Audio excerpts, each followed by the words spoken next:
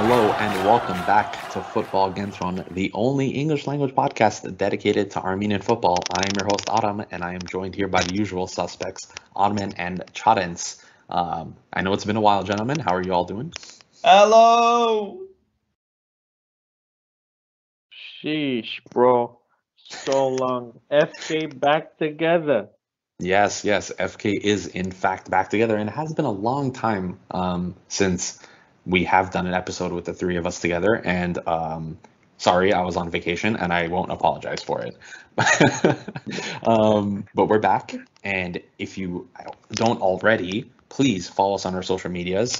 If you don't, you missed out on some incredible content while I was in Armenia and while Chadens was in Armenia. Chadens was literally everywhere. He went to 5 different football matches. He was at the Pyunik games. He went to some other European games. He went to APL games. He was everywhere. And if you guys don't follow us on Instagram, you guys are missing out on that amazing content. So go drop us a follow. Big things Please. coming. Oh, big things coming. Absolutely. We got a lot of ground to cover today.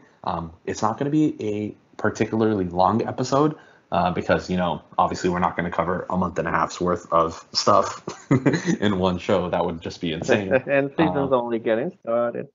But it's going to be little its and bits. So let's start with the Armenian Premier League. It's back underway. Good news, bad news. It got much more difficult to watch, but we will get into that in a little bit. Let's open things up by looking at the table. There's been 4 matches played so far this season for most clubs, except for Pyunik, who we will discuss shortly. The top 3 are currently Alashkert with 10 points, Urartu with 9 points, and Van with 7 points.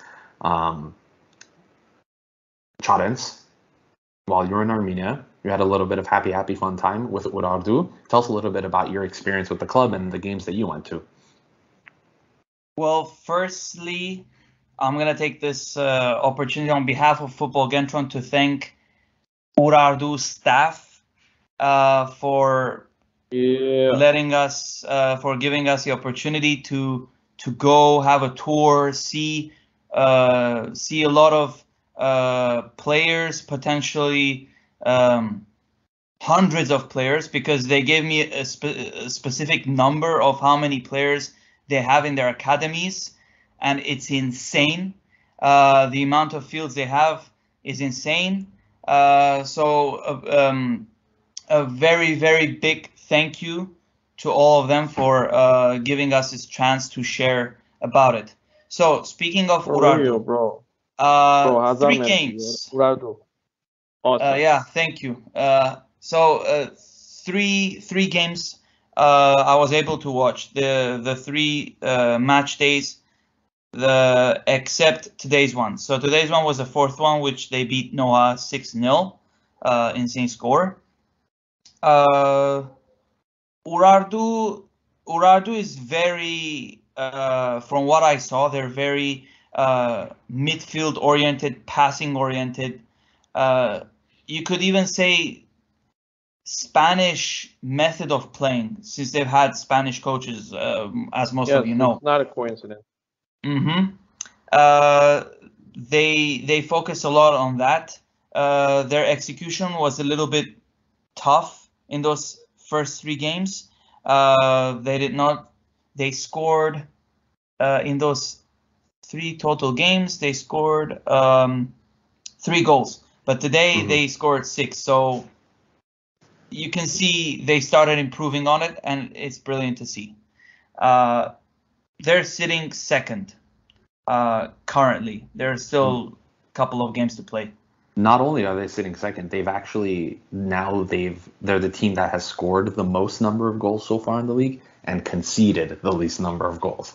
So whatever Dimitri Gunko is doing, so far, it's working. I mean, especially after their win today. That was a crazy win.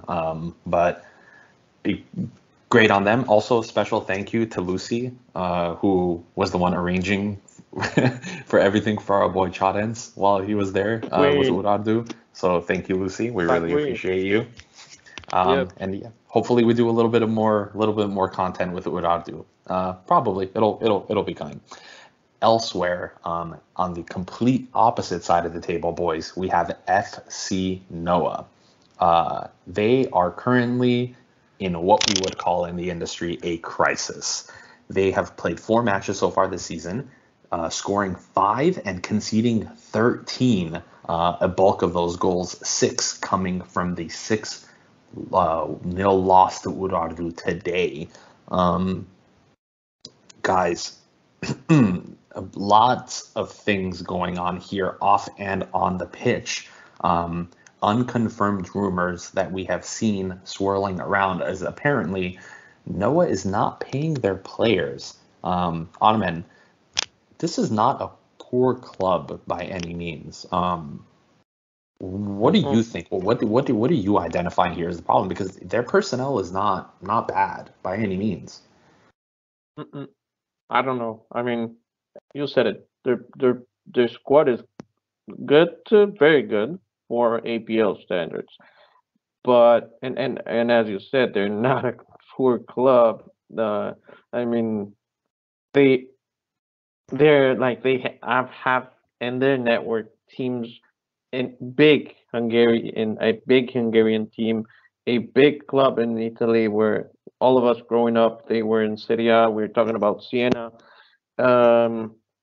They're not poor. I don't know how the system works. I don't know how the structure of a club is, and so I don't know what the quote unquote weak link would be that would make the payment cycle not to get completed. But there's somebody there failing the club, and from the club owner's statements that they would be focusing a lot more on Armenian talent, and the transfers actually delivered.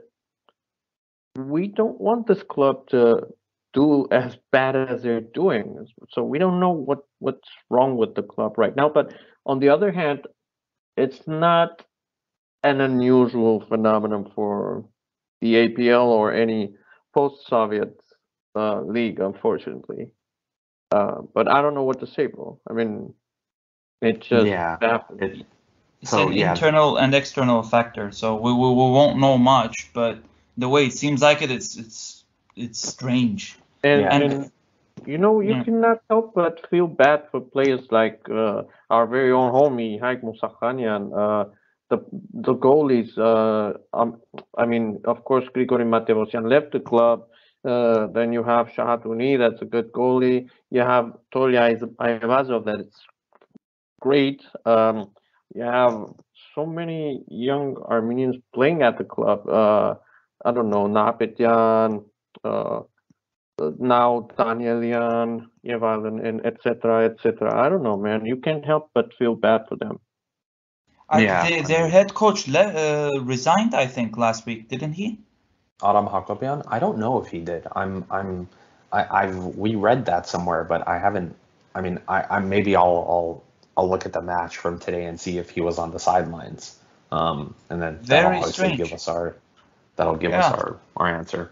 But yep, Noah's currently at the bottom. Alashkit's currently at the top as the only team that's undefeated so far with 3 wins and 3 wins and 1 draw.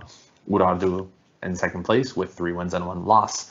Pyunik are currently sitting at 8th place with 3 points, but they've only played 2 matches. It was a 1-0 loss and a 1-0 win. And that one game was a problem with Ararat that they played. And it kind of caused them a bit trouble. Yeah. So we're and of course, you know, Melikian is 99% focused on Europe right now and not on the domestic league. And do you blame him? Bro, I mean, no, without a doubt. There's some things about Melikian and Pyunik that I like, and some things that I don't like. But what I can tell you, I mean, good and bad considered, Melikian's pressers, chef's kiss, they're pure gold, bro. Yeah, if you don't watch his press conferences, just please do, because they're hilarious. He's a very funny person. But we'll get into Pyunik a little bit more later in this show. Elsewhere, the newcomers in the Premier League, Shirak of Gyumri, who is, of course, very familiar to being in the Armenian Premier League, and Lernayn Artsakh have both started out pretty brightly, I would say. The side from Gyumri Shirak has 1 win, 1 draw, and 2 losses so far this season. And Artsakh has 1 win, 1 draw, and 2 losses as well. So they're both sitting on 4 points in the middle of the table. And not bad for them. I would love to see these clubs, stay in the league, especially Shirak, which is, post-Soviet Armenia, was a huge club. I mean, at one point came to LA and played a game against the Galaxy. They're wow. Yeah, didn't know that. I remember seeing Edgar Malakian in Zara at the Glendale Galleria. True story. No, I believe it was Gor, wasn't it? What was it? Me. Gor, his younger brother. Yeah. Malakian. Yeah, it was Gordon Malakian. Yeah, it was Gordon Malakian at the Zara. Don't elaborate on that. Don't elaborate on that story, please. Yeah, I won't. So yeah, that's gonna wrap it up for the Armenian Premier League. As I had mentioned earlier, it got a little bit more difficult to watch because they are no longer showing the games live on YouTube. I've got a confirmation for that from someone from FFA. They are showing it on Vivaro Sports. I believe it's free to register. So Vivaro Arena, so you can either go to their Vivaro Sport website or you can go to guichet.org, which is the website that streams all of the live Armenian TV channels. And they have Vivaro Sport, Vivaro Sport Plus, and Vivaro Arena. From my experience, the APL has been shown on Vivaro Arena the most. And it's just as easy as watching it on YouTube, honestly. And we will go ahead and we'll probably share that for the next few weeks on our social medias so people can get a little bit more familiar. But if you go to vivaro.tv, you should be able to register for free and watch the matches as well. But please don't gamble. Don't waste your money. All right, moving on to transfers. Armen, lots of stuff happened, but we're going to focus on just a couple of transfers that are a little bit more noteworthy than others. David Davidian and Pyunik. Let us know what happened there. Yeah, I mean, as you said, a lot has happened, but not everything deserves our attention. So consider yourself lucky if you're being mentioned at Football Kentron, of course. Seriously though, I don't know. First and foremost, there are a couple of unclear situations previously mentioned on the show that now became clear, right? First one, as you said, is Davidian to Pyunik. That has been confirmed for like a month already, but since we haven't been recording a lot with our busy schedules and life, but Davidian has joined Pyunik after all of the fallout with Khimki, the racial things going on at the Moscow club, a lot of stuff going on there. But man, also another noteworthy thing, Ashra Koryan, who was also at Khimki and who was being loaned out, has also confirmed to have departed from the club, and he joined that same club that Galoyan is at, Alanya. So not that noteworthy, but another Armenian in the RPL leaving. Yeah. I mean, I don't know if that's a good thing or a bad thing, but it's definitely a bad thing. Yeah. As long as they're at second tier, both Koryan and Galoyan nowhere near the national team for me. But as I said, Davidian to Pyunik confirmed. Huge news for the APL because in 1 month, out of which, by the way, half the time he is almost spent injured already, but the other half, he confirmed why he was worth it and why he's worth keeping in the squad, even if really injury prone. He's such a difference maker, bro. He was key in the European campaign so far, beating Cluj, no less than Cluj, and of course later on Dudelange from Luxembourg. Sadly, he was injured for the Red Star games, one of many factors that led to the result. We're going to get into that in detail a little later.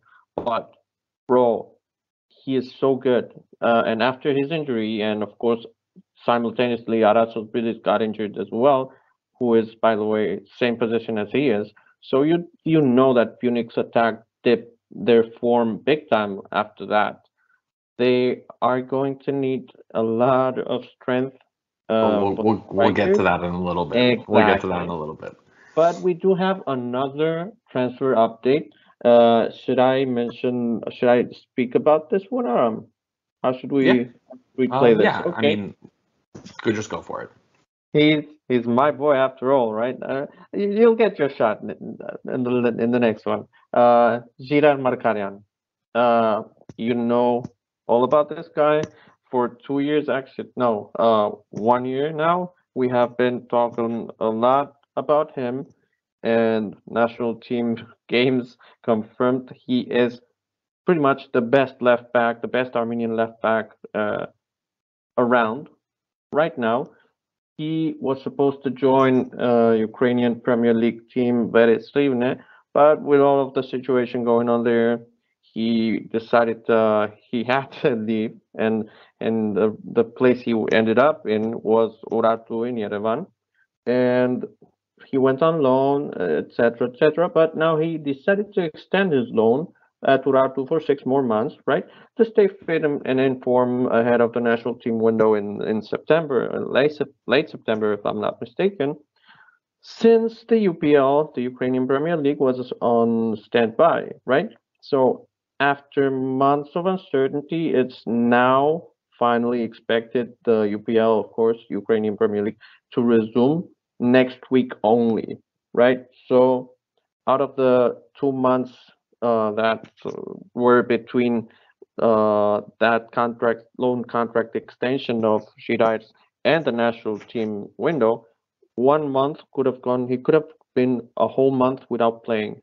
Luckily, he decided to extend that to Ratu. The thing is, now it will be a little worrisome, in my opinion, if his club Veres, sorry, Veres in Ukraine finds footing, right? If they start playing good, if they start winning and getting form, etc., etc., etc., and he joins that team in 2023, a team that's already fully on track. You get the idea. It could mean that he will have a very difficult time to earn his spot on a team that's already working in a way, right? Alternatively, no, though. But I'll let you finish. I'll let you finish, and then I'll say. No, you're right. I mean, alternatively, ultimately, it all depends on how they perform. Because I suggested it because he's playing very good at Urartu. Oh, definitely. He's leading the team well. They're captaining him, so they consider him as very important. I mean, it's not about him that I'm worried. It's about how the team he's supposed to join, because we know he's definitely really good for the Ukrainian Premier League, and he's UEFA top 10 league material. We do know that. He is very good. Yeah. But He's insanely good. Exactly, but the thing is, if the team he joins has already a left back that is performing, because the Ukrainian Premier League also feeds players to top 10 leagues on a yearly basis. So if he's to fight against that, being a foreigner and also a newcomer, that's going to be tough. On his return, right? On his return there. Well, he might not want to return, though. If he's doing so good, he might not need to return, and he might have a new offer lined up for him after. But I hardly doubt that a team. I mean, his contract is with Veres. That's the thing. So if he performs really well, they might summon him back to, at least as a sub. Hopefully, they will actually need him. But I don't think they're gonna leave him at Urartu for a long time, especially now that the UPL is resuming. But time will tell. We'll see. Time will tell. Speaking of Shirais, Adam, you're Shirais now. Giray Shahoyan made the interesting decision to leave Ararat Armenia. We're not exactly sure about the details of this transfer because, you would think Vardan Bichakchan would want him to play for this club. And he was also linked with the Porto second team. But he ended up back at Beckman, where he was on fire originally, and he seemed to be picking up on that form. So far in 4 matches, he has 2 goals and 2 assists. So netting 1 today, actually, in their 1-1 draw. So maybe this can be the season that Zelarayan does it in the top flight and then makes the jump to a top 15. By the way, it's the second time he's been linked with Porto, by the way. No, you would think he would have gone this time. I mean, look, it's the Porto second team, which of course isn't ideal when you're like 21, but still ideal. Yeah, I mean, we're talking about Porto here. At 23, Yeah, you can break into the first team and you can be playing Champions League, and we know, every major club buys from Porto. So I don't know. It could have been a missed opportunity.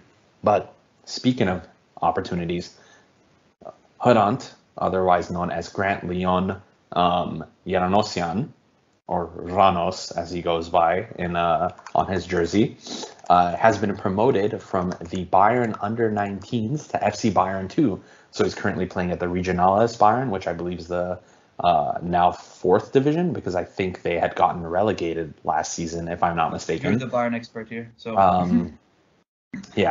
so far, Grant has 3 goals in 5 matches, and from what I can gather, the social media accounts love him. So it's looking good for him over there. He can, hopefully break into the first team. He was actually playing there in the preseason. He had about, I think, if I recall correctly, a few minutes against Ajax, coming off the bench in a friendly match, which was cool to see, because, currently, Bayern likes to use their youth players. And of course, Hrant is eligible for Armenia as well as for Germany. But as I have pointed out on the subreddit, when he was playing in the UEFA Youth League last season, he was registered with UEFA by Bayern as an Armenian national. So it's, of course, he's definitely a quiet type. He has social media, but he doesn't really post anything personal on there. It's just on match days. And he was following more Armenian people. I realized recently he's not. Yeah, so I don't know where his mind is at, but of course, as Armen says, if you play first team football, then you can play for the national team. And he's not gonna go to the Mannschaft. Come on, he's almost 20. He hasn't broken into first team. Yes, he's shining for the B team and everything, but he's a little late for the E-Mannschaft. Look, all I'm gonna say is if I've said this before, I'll say it again. If you are a player for FC Bayern, you always have a chance at playing for the Mannschaft. That's just the fact. So but a chance to play 2 games a year at most. Look, that's his personal decision. We don't know how Haya said he feels. All I know is that he had the Armenian flag on his Instagram and he took it off. And then every single time this guy posts anything, it's just filled with Armenian flags. So, I don't know. We'll see. Consider the country he lives in. There's a lot of people that don't like Armenians there for a reason. Germans love us. It's not about the Germans. It's about a different kind of people that don't like us. So I would understand removing the flag.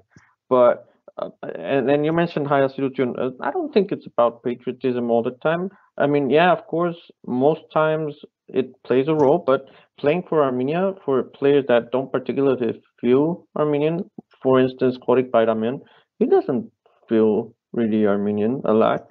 He played for Armenia. He joined Armenia at 27 because he knew he wasn't gonna get the call for Russia.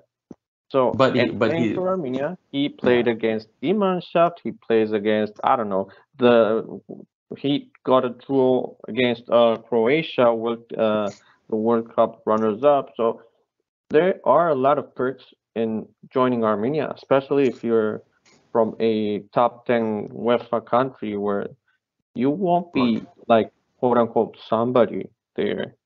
Look, all I'm gonna say is he follows Edouard Spertian on Instagram, but he also follows And Arsene then there's that Zakharyan. too.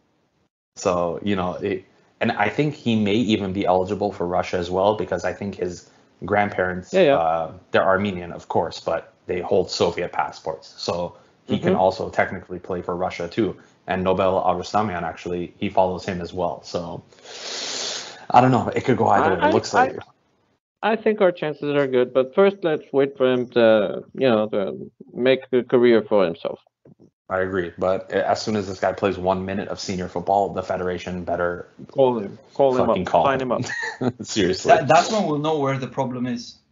That's exactly the moment we'll know who's the problem in this whole system. That's the problem. I like that. Well, speaking of Edo Spertian, let us shift our focus to the news. Our boy Edo has been, for lack of a better term, on fire so far this season. He has, in 5 matches, 4 goals and 1 assist. So he's averaging 1 goal contribution per match right now. And he has just been playing excellently for Krasnodar. We haven't really discussed this in depth, but we have seen the conversations around social media on Edo's decision to not leave, because it was confirmed by the club and it was confirmed by the club owner, Galitsky, that they had received several offers for Spertian over the summer, but neither of those offers were the right offers. Actually, the latest statement on apparently from Edo himself is that he received a lot of conversations and phone calls and stuff, but no concrete offers. And that he wasn't the one in charge of analyzing the offers. We know his dad is his agent for now, so we don't really know what happened. Look, so we're going to do something that we haven't really done before, but we're going to do it now. We actually have a couple of listener questions on this topic. And the first question is from God_M_S2, who says and asks us, boys, was it the right decision for Spertian to stay at Krasnodar? Short answers, please. We'll start with you, Chanins. Yes. Expand slightly.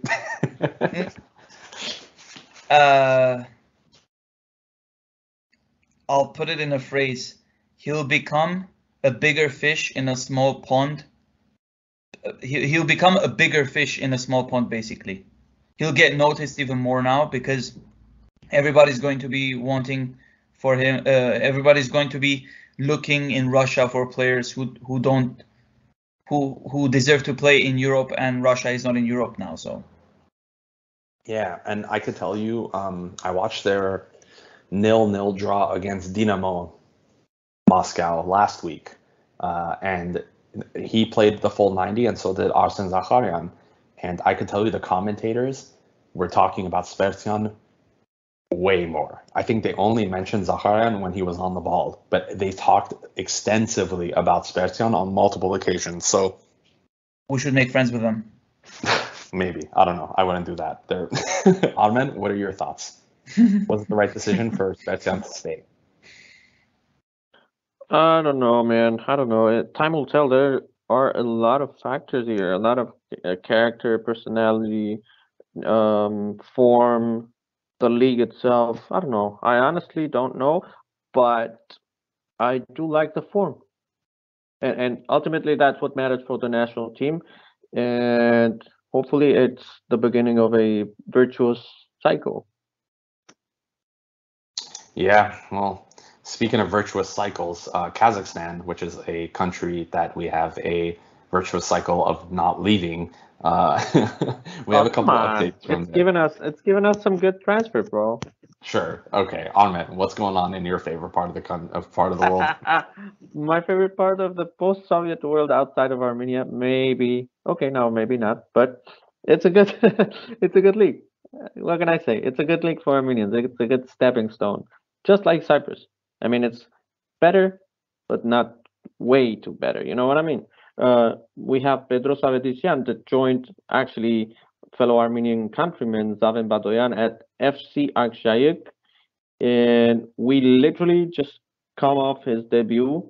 It was off the bench against Caspi from the Caspian Sea, of course. They they won 2-0, and this is where it's at. Two goals, both goals came from the Armenians. 74th minute, Zavin Badoyan scored the opener, and 75th minute, fellow countryman and debutant Pedro Salvadisian scored the second one. Both came off the bench for the last half an hour or so of the game and scored one each over consecutive minutes on the first game together in a top 30 league. That's good. I mean, that's one of the best news of the weekend, if you ask me. And Pedro's is relatively young, and he everywhere he's gone, he has performed. He has delivered. He's a little bit injury prone. He's a little bit not strong mentally, but the class is there, and it's definitely there. And I don't know, man.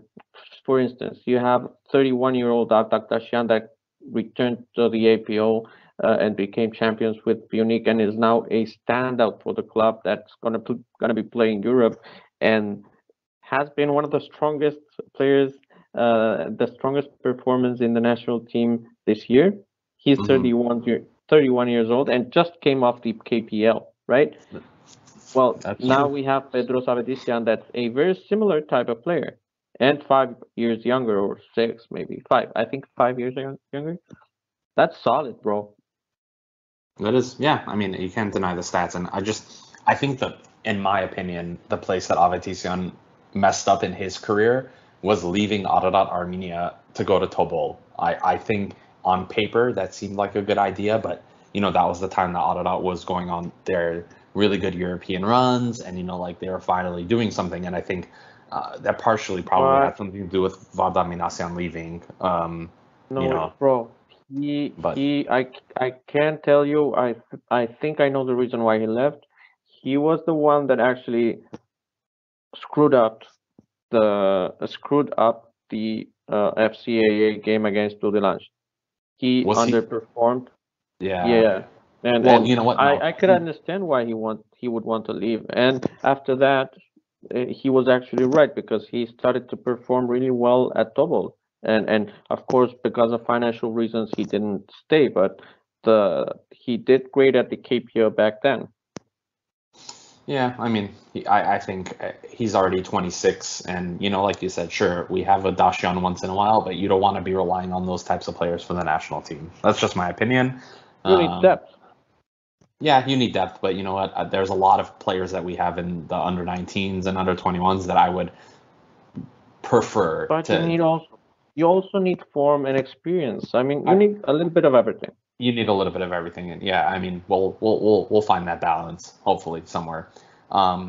Speaking of balance, Horik Baramian, who was honored today before kickoff by Rostov for his 150th official game for the club. They are currently at halftime against Sochi, down 1-0 due to a penalty. But Horik has done something that many Armenian players haven't done, and that's stay at a club for a very long time outside of Armenia. I'm talking. Yeah, and be honored for it. And be honored for it. So congratulations to him for 150 official appearances for the club. In your neck of the woods, or in your continent, Ottoman, we have Armenian National Team pledgee Nicolas Rossi Marashilian, who's extended his contract with South American Giants Peñarol until 2025. I feel like that has something to do with a buyout clause. Anyway, he's already scored 1 goal for the team. It does. And he secured a starting spot in the club side. That's huge, because Peñarol is a very, very big club, right, in Uruguay and in South American football in general, historically. I'm not sure about their recent ventures in Common Bowl, if they've been playing any continental competition or anything. I don't think they have been. But Ahmed, maybe you could speak to that a little bit more if you know. Yeah, they're not doing great on that front, but they constantly feed good players. They actually Peñarol in Uruguay and Nacional in Uruguay are literally the South American version of Celtic and Rangers from Scotland. They're huge and really old pedigree traditional teams that were world champions for the Club World Cup versions of the past before it changed the current format, as well as Celtic and Rangers were back in the early half of the 20th century. And after that, their continental performances have not been great, but they're always in the mix, and they always give players the top 10 leagues in the world, much like the Scottish Giants. And actually, as much as we don't love his older brother, he's one of the latest examples. He went to the MLS, was definitely the best performer there, and he's now playing European Cups constantly. Yeah. Never mind the club, but that's I the think, thing. I think, and of course, unlike his brother, Nico has already pledged to play for Armenia. He wants to play for Armenia. He was supposed to, but then, COVID hit. Okay. We're not sure of what the interactions have been since, but, because I believe we had like an under 19 roster recently come out, but he's now 20 years old. So I think if he is to play, I mean, we just have to see. I mean, if he's getting consistent game time at the top division, which he is, I mean, he has 3 appearances already. We're talking he's playing first team football in a top league in South America. I think, is that under 21? Is that senior national team? I don't know, but I think it is. I mean, I honestly think it is. If we consider Balikian being 23 by the time he made his national team debut for us, I would say that Nico is currently at the stage where Balikian was when he was 22, 23, making his first big man season, his first season as a solid first team player, not just part of the rotation, but actually an important part of it. And he's 3 years younger than Balikian was back then. So, yeah, I would definitely call him up. And like you said, if he has a solid season, Penarol is not a bad place to depart from. If I'm just taking a look at where their departures have gotten recently, and we have a player, Facundo Torres, who I've actually heard a lot about, Uruguayan winger, who just got signed by Orlando in the MLS for $7.5 million. They've sold to several Serie A clubs in Brazilian Serie A, and Liga MX. They've also sold to La Liga teams. They've also sold to teams in Portugal, and they've also sold to Serie A. So, that's a very, very, very, very good. 7 million, that Facundo Torres, 7 million, the MLS, very nice. But I would honestly prefer, of course, ultimately it depends on the player and his own social circle. But for us, Armenian national team fans, I would definitely settle for a 2 million transfer to Europe, to a top 20, top 30 European league. I don't care. But he's going to play. They just sold their left winger, Nicolas Chiapacase, to Sassuolo. So, that's a big sell. And then they've also so I mean, we're talking about a team here that is used to selling, and if he can go across the pond, that makes it a lot easier. Sassuolo is a huge trampoline in itself. Yeah, and they just sold a right back to Mallorca. Which Sassuolo is they're aiming for big stuff. I think this season they made 1 or 2 good transfers. Didn't they sell Scamacca to West Ham? Let me see. I don't know. That might have been last season. I don't remember. I don't know. So it was Scamacca. They sold him. They sold him to West Ham. Yeah, they've So bought. Sassuolo are one of my favorite football projects for the last 10 years. 36 million, July 26th. Yeah, there you go. And as I Sassuolo mentioned, West Ham, damn.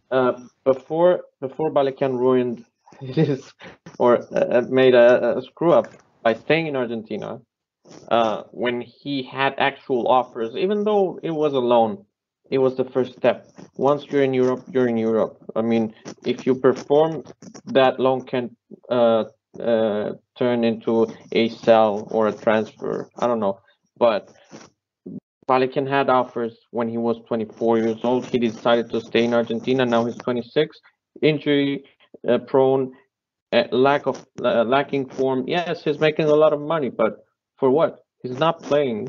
So the obvious choice is always to go to Europe.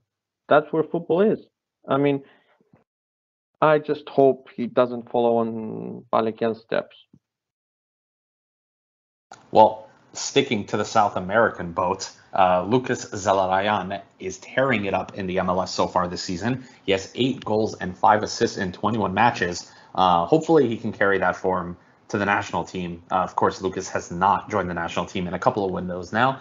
But, considering suspension of Eduard Svercian that we have to deal with in that first game against Ukraine at home, I think having someone as creative as Lucas, I think we need him. And I don't know where his willingness is, to play for Armenia, because I don't think it was that high in the first place. But, we'll see. I think if he mysteriously gets injured, I think that gives us our answer. Besides, bro, we got our best record without him. It's not him that we need. It's other stuff that we don't need. Other players, other problems, other things. That's not our problem. I mean, we are stacked when it comes to the attacking side of the pitch. That's true, but we have only scored 2 goals in 4 matches. But that's not because of personnel. That's bad. Yeah, that's not. Yeah, that is not because. Well, of it's personnel. not. But yeah. Bro, but, we had the same personnel as we had in 2020/2021, where we scored 9 goals in 7 games, and literally one goal score. Like it was 9 different goal scorers. Well, as a reminder, both Hovhanessians are suspended for the next match against Ukraine because they have red cards, so they can't play anyway. So that's how important it was for Girard Markarian, for instance, to extend his loan at Urartu. And let me point out, just in retrospect, let me point out something else. When we had those 2 red cards against Scotland, Daron Voskanian was actually on the bench that game, and he did not make a single appearance. Jesus. Throwing it out there. So I see these things as positives. These 2 players gone, red carded. This player rotting on the bench where he belongs. And speaking of left backs, we have a hidden card that hopefully will unveil before the next national team window. A huge hidden card. I was literally a Football Kentron future star hidden card. I was literally thinking about this morning before we started recording. If Avo does not get called up, does not make that appearance, he's been on the bench every single game. He's yet to come on. And I think he will, because Go Ahead Eagles are not struggling, but I think they can use him because he was very good for them in preseason. He gave a few assists. He was very, very involved. If Avo plays a single second in the first Dutch division for Go Ahead Eagles, he better be the first fucking name on that defensive line team sheet. I'm not even kidding. But that doesn't make sense. Like why would we don't have any other left backs besides Girard Markarian? Yeah, Giro will play. It's definitely going to be Giro. I don't think it's going to be Avo. Avo's going to be called up possibly, but Giro's going to... Yeah, I agree. Giro should start because of the form and the age and the experience. He's 24. He's perfect for trying out, maybe going to another league. But Avo has a man. being invaded. But yeah, Avo is definitely the huge promise we have for our football. But he's not informed. I would definitely call him up though. But as He a should. He needs to be called up. He needs to be locked in. He needs to be Yeah, locked he needs to in. be just that's there, like that's sitting on the right. bench. No, He needs to maybe go. not He needs to bench, go but to the team. he needs to make the debut. Maybe I mean I Go with the wouldn't team. start him, but no, but for actually to actually lock him up, he needs to play. So maybe the last 15 minutes. I don't know. No, I hope so, bro. Because I think Go ahead and use him. Get it? he needs to come in. He needs to be in this squad next month. I don't That's care. that's He needs to be actually, there. bro. Those scenarios are actually one of the biggest ones where Armenian football lacks. I mean, not to disrespect like the football scenery in Armenia, but there are some things that actually Melikian himself pointed out in his gold press conferences that are the football scenery in Armenia has, yes, it has developed a lot, it has improved a lot, but it's still not professional. There are still decisions, basic football decisions that are made from a strictly unprofessional point of view with a strictly unprofessional fashion.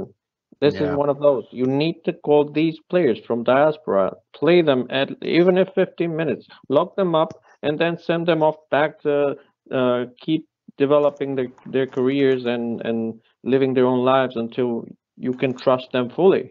Yeah. I mean, and on the other side, we also have another player who's slightly younger than Avo, who's about, I would say, in about the same place that Avo was at last year, which is good, which is where he should be, and that's Arman Markosyan, who's currently at Fiorentina under 18. So that's another step. He's another diasporan Armenian who's very proud to be Armenian, who already Yeah, plays for us from the in the actual youth. same city as Avo. From the same city as Avo in Greece, who actually plays for us already in the youth league. I mean, that's the type of approach they should have taken with Avo. Which, to be fair, Avo has played for Armenia, but he's also played for Greece. He played for us in the U16 twice, but for U17, he played for Greece a lot. He had 9 appearances for them. He But that captained was them. yeah. He actually captained them when they actually beat Turkey and they won promotion to something. Like he was big. But that was 4 years ago, and he has not made an appearance since in any for Greece or Armenia, and I think that's probably because he was focusing on his club career to make that Exactly. decision later. I do think we do have a very good chance. I do think he, I agree. of course, I think he loves Greece, and I think he loves Armenia too. It's going to be a very hard decision for him. Because you know what, like as we say, of course, Greece has very, very, very good left backs. Yeah. I mean, some And of the that's best the in the difference world. maker. And that is Bro, the and difference. that's the difference maker. Because he, as you said, he loves both countries. He has represented both countries. He feels both countries as his own, which is the way he's like it's something that we encourage and we agree and we love about that. But the difference maker is ultimately the same as Hrant with Germany. You're gonna get called, okay, but you're not gonna play. That's the difference. In Armenia, you know you'll play, and that in itself creates a virtual cycle for everyone involved. And like I've said before, I think if all of these players that we talk about, if they all collectively choose to pick Armenia, the quality of our squad exponentially increases. Like, I mean, think of it. You have a player in the Dutch league. You have Hrant for Bayern. You have Sevikian, the younger one, who's in Spain. If all of these, Monvelian, who plays for Nantes, these are 4 players that are playing in a top 5 league, potentially, that can all represent Armenia. And if all 4 of them choose to represent Armenia at the same time, suddenly you look at our striker options and we have a guy at FC Cologne, a guy at FC Bayern, a guy at FC Nantes. Oh, by the way, I mean, you reminded me with Hrant, our other 2 Football Kentron future stars from German lower tiers, Jean-René Arajanian in I think it was Kaiserslautern, and and then Hermann Kurbassian at Koblenz.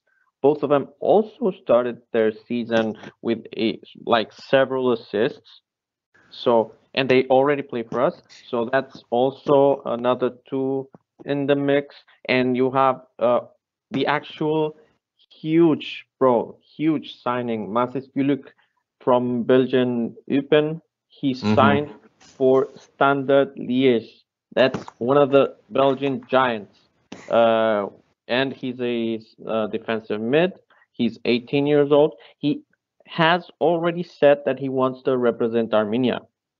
And he's now signed for Standard Liège B team and youth teams. He's going to be playing there. Both teams, hopefully he makes first team soon, but that is huge, bro.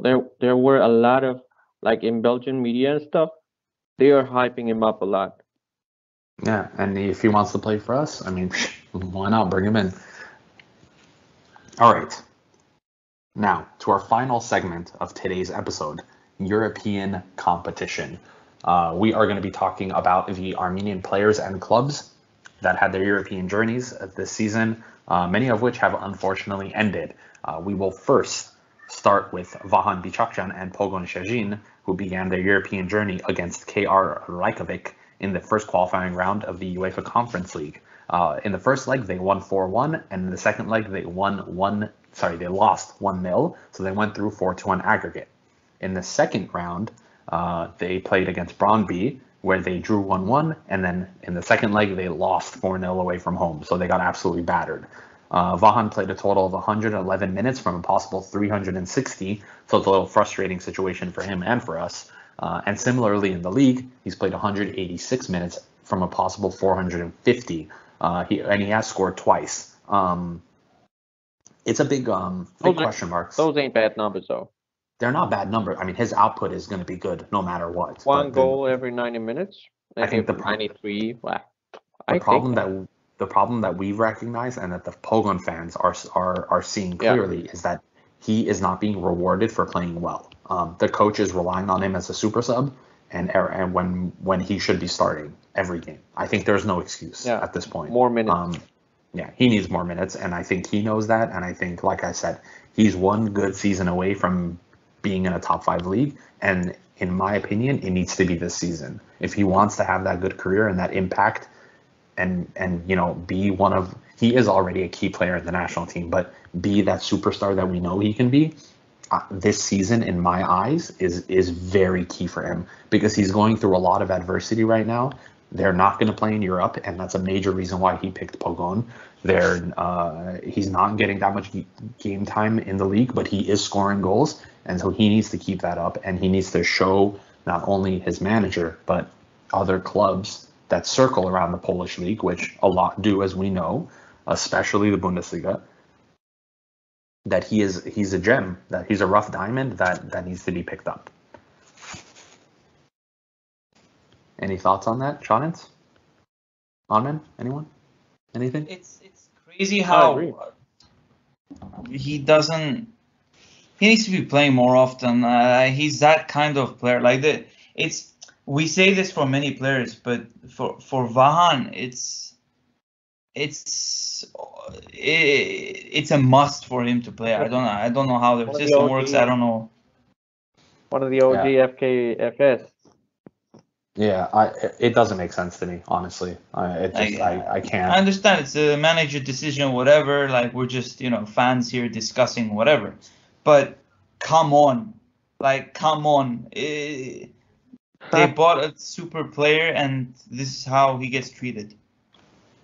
Yeah, that's true. That's true. He was signed as a super player. He is being used as a super sub. He should get more minutes. It doesn't make. If you and he was, I think, their most expensive signing ever at 1 million euros. And you think it was like nearly 900K or something. I don't know. Yeah, so it's like if you're spending that much money on someone, fucking he is already. Yeah, there needs to be a reason for spending that much, especially if you're a team that doesn't spend millions like the Premier League. What makes me feel a little better is that all things considered, and frustrating situation and all, he is already undisputedly like like common sense, and everyone agrees that he is one of the main entertainers of the Extraclasa. So that's why I'm not worried a lot. Like He's also currently the club's top goal scorer. Just throwing that out there. And gets player of the month every single time for the club or for the Extraclasa with coming on the bench. Like, how does that make sense? Extraclasa's accounts keep hyping him up constantly. So hopefully he keeps delivering and he gets a little bit more minutes. But I feel like he's going to get the transfer he deserves. Yeah, I think so too. Yeah. But like I said, he needs to. I believe so too. He needs to get more minutes. I think regardless. I think they play. When do they play? On the 31st. So they play on Wednesday. Oh no, they don't play for a while. Oh my god, they don't play for like 2 weeks. That's weird. By the way, there are still a few things that he needs to polish. Speaking of Poland. Yeah. The transition. No, all right. as in he needs to polish. He needs to polish. Yeah, we got it. Right. Moving on. Our favorite. I'm hilarious. Football Kentron favorite Kamil Hovhannisyan began his European journey this season with a against Rakau, which I believe is the Polish side, right? It's crazy, these connections. From the second qualifying round of the UEFA Conference League. The first leg they lost 5-0 away from home, and then the second leg they lost 1-0. And this was funny because if I'm not mistaken, Astana would they Instagram something or they tweeted something before this game saying something along the lines of where is Rakau? Like where is even Rakau? Oh yeah, it was that one. And then they got their asses kicked, and it was all over social media. No, it went viral on the. That dumb. It went viral on the soccer subreddit that they lost 5-0 after the tweet. It was hilarious. First game he wasn't in the squad, and the second game he was on the bench. So good job, Kamo. Keep doing what you're doing. Moving on. Wow. To our domestic clubs, FC Ararat Armenia began in the second qualifying round of the Conference League against Estonian side Payed. The first leg ended in a 0-0 draw, which was very frustrating considering, we're used to seeing Vardan Bichakjan's side playing crazy good attacking football. And then in the second leg was a repeat of the first leg where it went 0-0 and then it went to extra time, and then Payed knocked Ararat Armenia out on penalties 5-3. Boys, they started in the second round. They had a slight advantage, but this team, as we've seen also in the domestic league, they cannot for the life of them get going. They don't know how to shoot. That's it. That's a simple. They just don't know how to shoot. What I saw from them is that a lot of the players, like a lot of the foreign players, which unfortunately is most of the team, at least before they got knocked out or knocked off. But some of them is like they don't want to play. It's like they don't want to be there. It's like, I don't know, as if they feel like they're better when they're actually not. Many of them overpaying. Maybe those Brazilians, a lot of those Brazilians, the ones from Africa, the ones from the Balkans,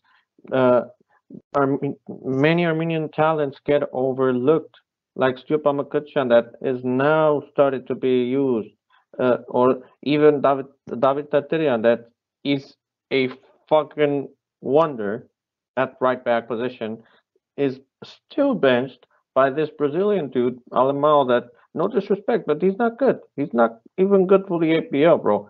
And it literally shows in every single game I watch from them, European or APL. Many of their players, and it happens not just for FCAA, but a lot of Armenian teams. Armenian players get overlooked, and that's how they keep getting stale, and that's how you don't grow. If you don't play, you don't grow, bro. It's basic. I mean, these are the things that I meant, that I reference when I say Melikian actually has a point, even though sometimes he makes those mistakes himself. But he does have a point in making the observation that Armenian football is still not entirely professional. Like, yes, it's improving, but there's a long ass way to go. I mean, I don't know, man. Clearly. It was frustrating to see. Yeah, They I watched missed them this game, and it They was missed out just on barely a short. golden opportunity. They missed out on a golden opportunity to play Anderlecht. Yeah, which they were probably going to lose anyway, but they Yeah, didn't even definitely. get the chance. Like But it's bro, you're gonna lose, but you're gonna put your players out there to, showcase their own talents. and Stiopa I, against Anderlecht. That would have been beautiful, bro. and also I think a lot of Armenian journalists pointed out the lack of Zelarayan, which at the time while they were playing Pied, his situation was no one knew what was happening. All we knew was that he was not training with the team, and so I mean, bro, 4 young Armenian players that could have hurt Anderlecht and showcased themselves to in front of Belgian scouts. Stiopa, Giro Sharoyan, Stiopa Mgutyan, of course, Gira Sharoyan, Artem Avanesyan, Football Kentron future star as well, and David Terterian, Armenian National Team right back. All 4 of those should have played against Paide, and I believe none of them did. none of them. And all 4 of them, and all 4 of those could have hurt Anderlecht. Yeah, of course. Of course, they're gonna lose, but individual performances—that's where it's at in these games.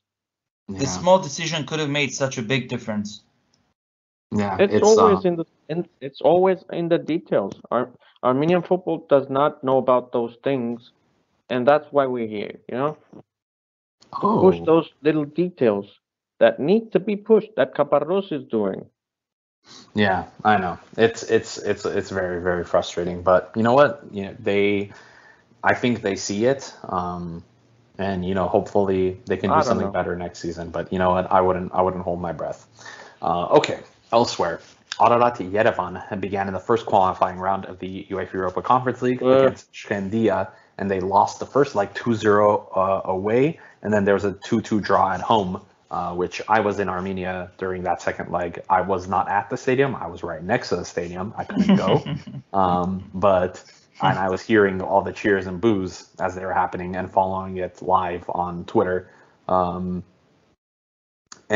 I think, I don't want to talk too much about this game, Armin, but, we have seen games that are rigged before. This was definitely one of them. Bro, I mean, you were right there next. The smell, the fishy smell. And we're nowhere near an ocean. Yeah, so we'll just leave it at that. Ararat Yerevan, extremely disappointing, but we didn't expect anything from them anyway. Speaking of low expectations, Alashkert began in the first qualifying round of the UEFA Europa Conference League against Hamrum Spartans of Malta. They won the first leg 1-0 at home, and then proceeded to get their asses kicked 4-1 in Malta after actually going 1-0 up. Yeah, 4 goals in 20 minutes. 4 goals in 20 minutes in the second half. They conceded, and they blew their 2-0 lead in the tie, and they got their asses kicked. So that has a name and a last name. The 4 goals in 20 minutes. Yeah, it has a Daron Voskanyan written all over it. Now, moving on to individual players, we have Sergio Adamian, who is in the Conference League playoffs for his club side FC Köln, who are playing against Hungarian side Fehérvár, not to be confused with Fehérváros, who that happened sometime. I did in the last episode, I think, didn't I, Armin? Yeah, you did. That's why I remembered that. Because I listened to it when I was on one of my flights. So they lost the first game 1-2 at home. Sako came off the bench and played 14 minutes, and I started watching this game when Sako came off the bench, and he looked great. He was very involved, but he was playing on the left wing, and they had him really pushed out wide. And again, I say this for the national team also. Sako is a fox in the box. You want to give him the ball at his feet in the box, and he's just not getting the type of service that he needs. So currently, will Köln go through, and will they see European competition? Seems like a easy job on paper, but they're currently down 1 goal, so we'll see what happens. Yeah, and they got a man sent off. Yeah, very early on in that game also. But that didn't stop them from attacking. Hopefully, we will see with the departure of who was their striker? Anthony Modeste left to go to Borussia Dortmund. So hopefully Sako gets more minutes now. Yeah, he left. I just saw by it like the a few way- minutes ago, actually. Yeah. By the way, Modeste joined Köln at the age Sako is, Hmm. and 4 years later, he's joining Borussia Dortmund at 33 years old. So you never know, bro. Well, anything is possible. Yeah, anything. If Well, he's look- that good at that age, anyone will get him. Cologne. Speaking of red cards, Hold on. Cologne, okay. objectively, I have that one. in my eyes, Cologne is objectively better than Hoffenheim, in my Yeah. opinion. So I think he's already made an upgrade leaving Hoffenheim to go to Cologne. But anyway, Definitely, bro. There's a reason why Hoffenheim they did well Europe. today, but Cologne seems more of a very good side this season. their manager is a very I love that guy. Yeah, he's a motivational type, and I think that's the type of manager Sako needs. He's a Stefan different Bauer. approach. He's And a he very knows different- him. He knows him from I think it was Regensburg. Yeah, exactly. No, sorry, Hansa German today. Hansa Rostock, not Regensburg. Oh, okay. Yeah, so even earlier in Sako's Yeah. career. So there's a connection there. Anyway, moving on to the most fashionable player of the Armenian national team, Tigram Barcelona, with his side Slovan Bratislava, began in the first round of the UEFA Champions League against Dinamo Batumi. The first leg ended 0-0 at home, and the second leg they lost 1-2 after extra time. Tico helped them win the round with a goal. Oh, sorry, they won 2-1. Tico scored the winner, and he played 58 minutes in both games, and he also had an assist.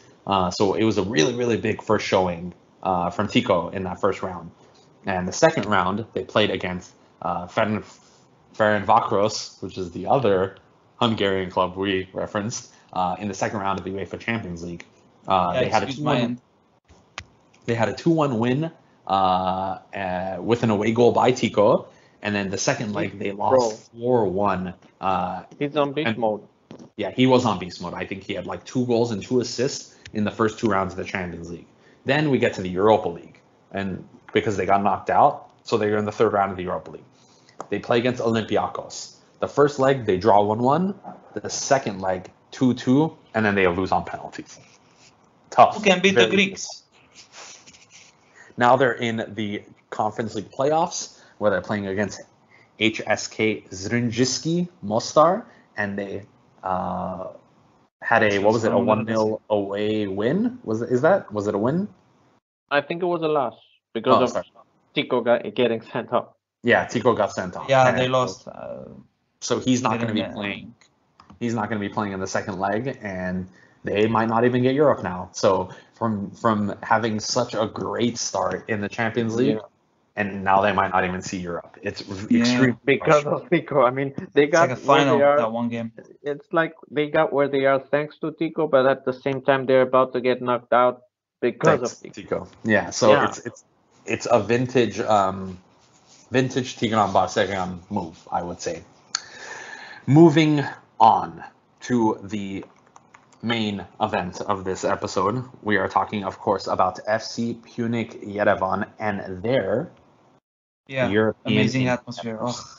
So we will start by talking first about how they got here.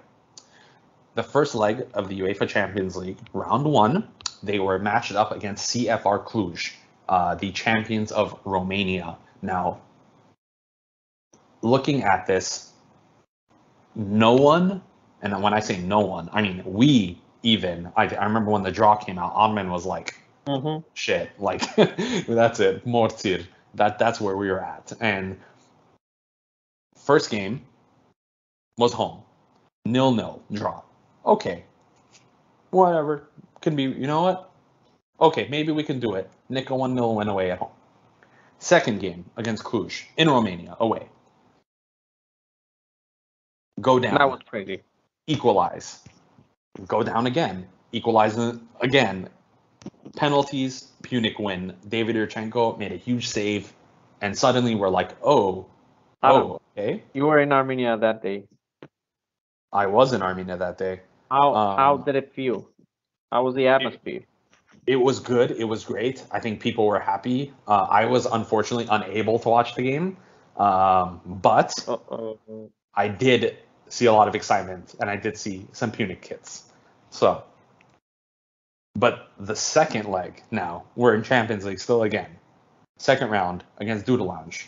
Again at home, lackluster performance. The away side from Luxembourg wins 1-0. Now we think, I think God. that was a wake-up call. I mean, I think that was a hint of what was coming after that round. Yeah, I agree there. It was a wake-up call, that one. Then the second leg, now this is in Luxembourg, they go down 1-0. It's halftime. We're thinking, oh my God, come on, Dudelange again. Yeah. I was there this one. Luxembourg, when are we going to catch a break? And this Pyunik side comes out at halftime and guns blazing. They score 4 unanswered goals and they cruise interceptions to the third qualifying round. And now we're like, okay, third qualifying round of Champions League. Now we have guaranteed Europe, which for us, of course, being Armenian, is already a big deal, right? I mean, they're going to be the second club ever to play in European competition. But now we're thinking, okay, European competition guaranteed. Now let's see if we can do better. Unfortunately, Pyunik draw Red Star Belgrade. Crvena Zvezda, who absolutely dismantle Pyunik away. 5-0. Red Star put the Serbian league single-handedly within UEFA top 10 league contention. Mm-hmm. Purely just from them. And I think, it's so funny. When I was looking at this Red Star team, it's the perfect. They do exactly what Armenian clubs want to do. About 6 Serbian players and then about 5 foreigners. What Armenian teams should do. Except the foreign players they pick are actually good. That's the problem. At home, Pyunik had a much better showing, but they still lost 2-0, which was very. It sucked. I mean, it sucked to see them lose on this bad of an aggregate, the worst aggregate of the round, actually, in the Champions League. And now they find themselves in the Europa League playoffs. This is a place that Armenian clubs have been twice so far. Both times it was Ararat Armenia. Both times they lost. Once to Dudelange and once to Red Star Belgrade. So it's this weird mixture we're seeing here of Pyunik has literally faced. Wait, if I'm not mistaken, hasn't Ararat Armenia played Cluj as well?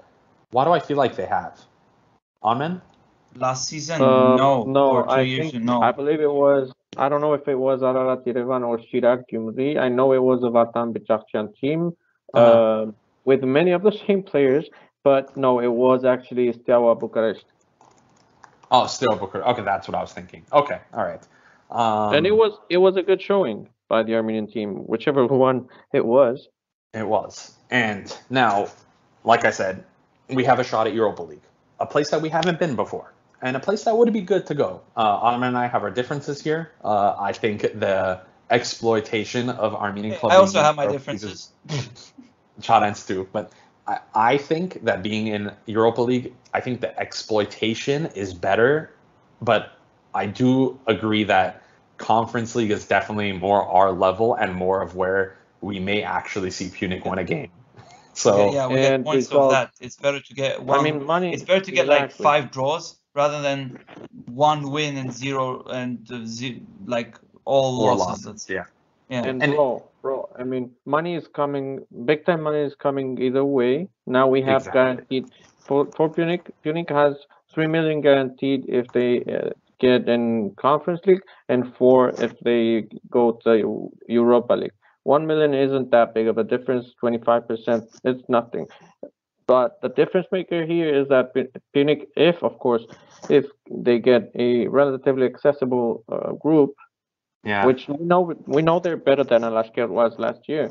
So if they get Alashkert's group from last year, I could see them get a win or 2 and maybe even go to the next stage. Well, Knockout. to clarify the prize money here, so for qualifying, I'm speaking in US dollars. They got $3.14 million US dollars for qualifying for Conference League. For every win they get in the Conference League, they get $500,000. And then for every draw, they get 177,000, which equates to 424,000 euros and 141,000 euros. So realistically, if they do get to Conference League, and then if they do win 3 games and get a draw, that's already like almost 2 million additional euros that they're getting. And then if they go even further for getting to the knockout round, you get $320,000, €250,000 euros. And for getting to the round of 16, 640,000.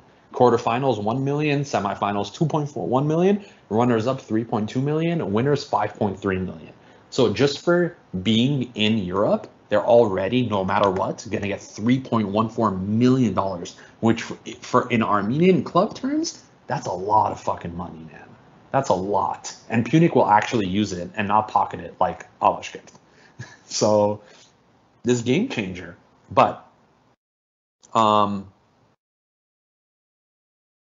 Pyunik, a few days ago, before recording this, played the first leg at home in Yerevan against Sheriff in a packed stadium. It wasn't sold out. It was about 9,000 people, which I think the capacity of the stadium is 13,000, so that's pretty good.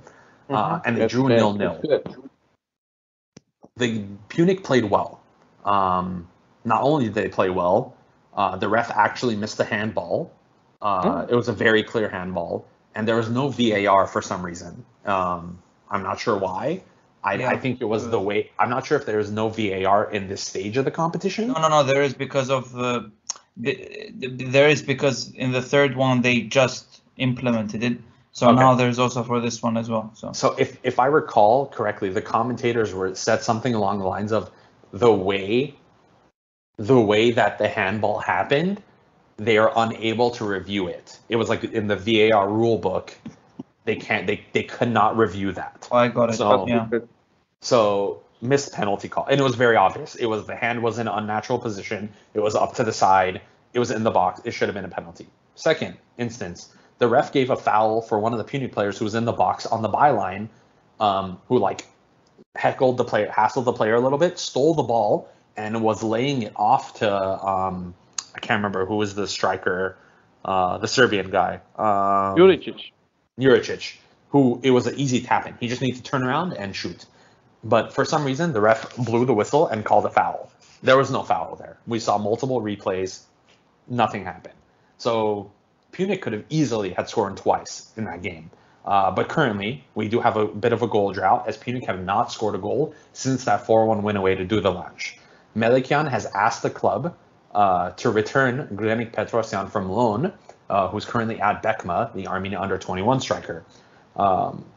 Second leg. Oh, he's on loan there. Yeah, he's on loan because of the military service.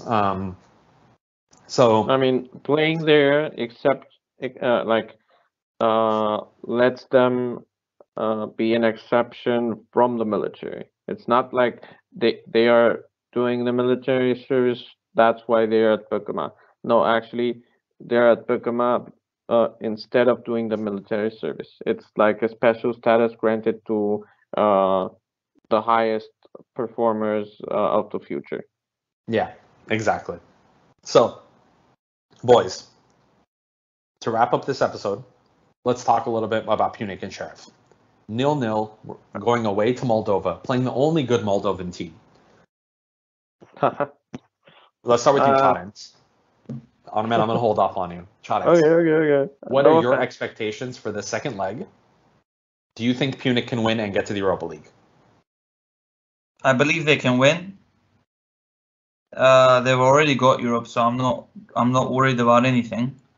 But they can win. The thing that concerns me the most is how this game will be like a preparation for whatever tournament they get in the group stages.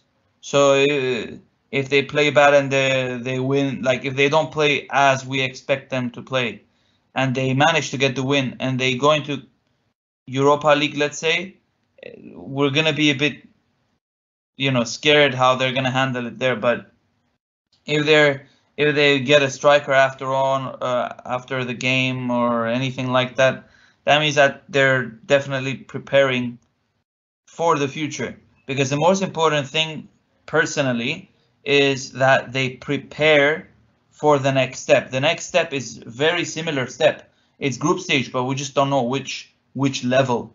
It's either the elites or the one level below the elites. Armen, what are your thoughts? Let's stick to purely the match, not our things on whether they should play Europa League or Conference League, but where do you think they will end up as a result of this match? We have talked about how many striker problems they had, and they, for some reason, signed another defensive mid. I don't know, man. Honestly, I don't know what's going to happen on the next game, but either way, drawing 0-0 and getting a clean sheet against a team that has played Champions League last season, yes, granted, most of their squad has changed now. Everyone keeps highlighting this, and that they're not the same team that I think they beat Real Madrid on group stages. It was insanity. They had an insane, crazy Champions League campaign last season, and now they're drawing 0-0 against Pyunik. That's huge, bro. So props to them. I just wish they were doing some other things to make it even better, but this isn't bad. This is a good place to start. Okay, all right. Well, last note, something that we missed, actually. Football Kentron future stars Gordon Manvelian was on the bench for Marseille at the Velodrome. He's Right most now, likely Is now. He's actually been As on the we bench in every game so far this season. But he Never mind. Apologies. He never plays though, so That's a bad part. Come on, this one is huge though. I mean, he is going to experience the Velodrome in all its magnificence. Armenian side, the Marseille. We'll see. Well, gentlemen, this was great. Thank you for coming on. Thank you for being here. Football Kentron's back. If you don't already, please follow us on social medias: Twitter, Instagram, Facebook, YouTube, all that jazz. Beautiful things coming. We're cooking up on some really good things. Hopefully, we'll be able to share it with you guys soon. If you don't already, rate us on the Apple Podcasts, Spotify, all that jazz. Share, please. Share with your friends. And that's it for this episode of Football Kentron. Hopefully, we'll see you guys later. We'll start talking a little bit more about Pyunik in Europe. We have the national team coming up next month. Lots of great things. All right. Big things ahead of us. But for now, peace.